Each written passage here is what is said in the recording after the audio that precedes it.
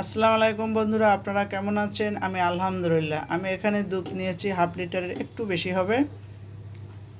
তো কাস্টার্ড বানাবো। দুধটা আমি জ্বালিয়ে একটু ঠান্ডা করে নিয়েছি।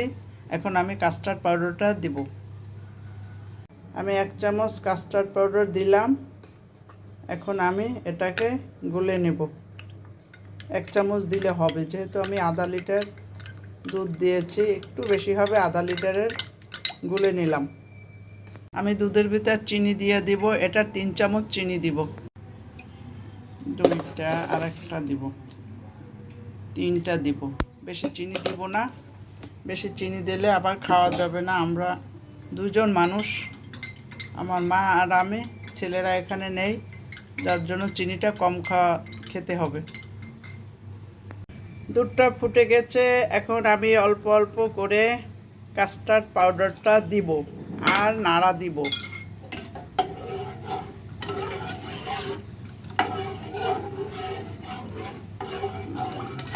নাড়তেই থাকবো। বাকিটাও দিয়ে দিলাম।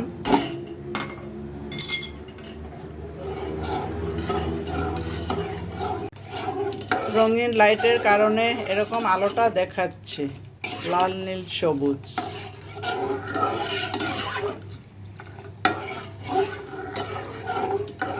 পাকঘরের লাইটগুলো কত সুন্দর লাগে। আমি এই কালারিং লাইটগুলো দিয়েছি, আমার খুব ভালো লাগে। হয়ে গেছে আমার কাস্টার্ডটা। এখন আমি উঠাবো। এটা ঠান্ডা হলে আরও ঘন হয়ে যাবে। ফ্রিজে রাখলে হবে ঘন। এখানে আমি কিছু ফল নিয়েছি কাস্টার্ডের জন্য। এখানে আঙ্গুর নিয়েছি, সবুজ আঙ্গুরটা নিয়েছি, লাল আঙ্গুরটা নিয়েছি, কলা নিয়েছি, বেদানা নিয়েছি। এখন আমি এগুলো সব একসঙ্গে মিক্সড করব। সব ফলগুলো মিক্সড করতেছি, শেষে কলা দিচ্ছি। কলা দিয়ে দিলাম। এখন আমি এর ভিতরে কাস্টার্ডটা দিয়ে দেব।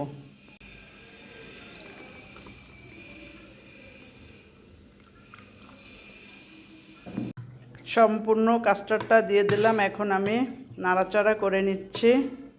ফ্রিজে রাখলে ঘন হয়ে যাবে আরও।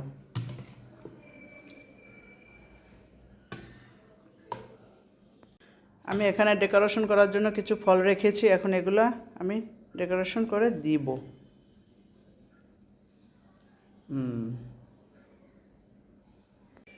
হয়ে গেছে আমার ডেকোরেশন করা। এখন আমি এভাবে ফ্রিজে রেখে দেব অন্তত 1 ঘন্টা, তারপরে বের করব। ফ্রিজ থেকে বের করলাম, কিন্তু আমি খেজুর দিতে ভুলে গেছি। এখন একটু খেজুর দিয়ে দিচ্ছি। খেজুরটা দিতে ভুলে গিয়েছিলাম।